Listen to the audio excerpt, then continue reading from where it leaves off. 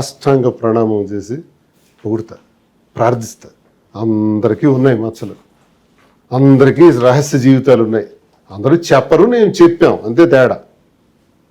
Target చేస్తున్నారంటే మేము ఎదుగుతున్నాం అని అర్థం. మా ఎదుగుదల చూడలేక ఈర్ష్యపడుతున్నారు వాళ్ళని అర్థం.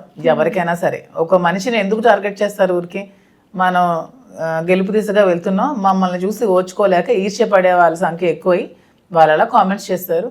మనం చూసి బాగుండాలని కోరుకునే వాళ్ళు కూడా ఉంటారు.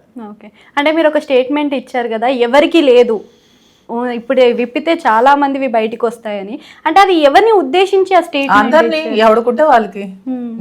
అంటే నిజంగానే ఉన్నాయంటారు అసలు? అలాంటి ఎందుకు లేవు? నీకు ఎప్పుడు తెలియదా? నీకే అనిపించలేదు? నీ సర్కిల్ ఎవరికి ఏమీ లేవా? అందరూ శ్రీరామచంద్రులు ఉన్నారా? మరి అదే చెప్పాను నేను కూడా. నువ్వు చెప్పలేదు, నేను చెప్పాను, అంతే. సో ఇదే సిచ్యువేషన్లో కూడా చాలా మందికి బయట చూసే వాళ్ళకి కనిపించేది వేరు, అంటే ఇక్కడ జరిగేది వేరు అని చెప్తున్నారు కదా సార్.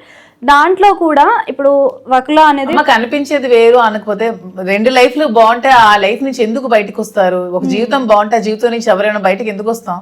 ఇప్పుడు మా ఇద్దరి జీవితం బాగుంది, ఈ లైఫ్ నుంచి మేము బయటకు వెళ్తామా? వెళ్ళాం కదా. అంటే ప్రీవియస్ లైఫ్ బాగాలేదా మేడం? అంతే కదా, ప్రీవియస్ లైఫ్ బాగాలేక కదా బయటకు వస్తాం.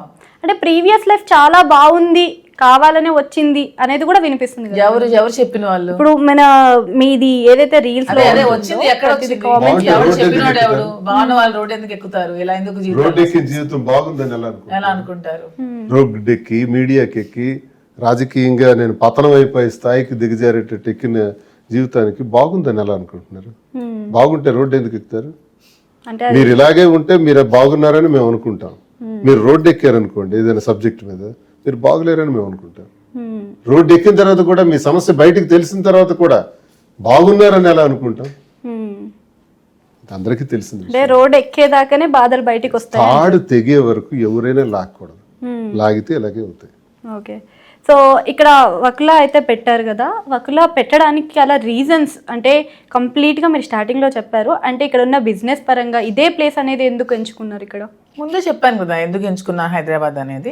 హైదరాబాద్ అని కాదు, హైదరాబాద్ లో ఇంకా చాలా ప్లేసెస్ అండి. అంటే మీ ఇక్కడ ఈ ఏరియాలో మంచి క్వాలిటీ అయిన శారీస్, మంచి శారీస్ లేవని నేను విని ఈ ఏరియా ముందు చూస్ చేసుకోవడం జరిగింది.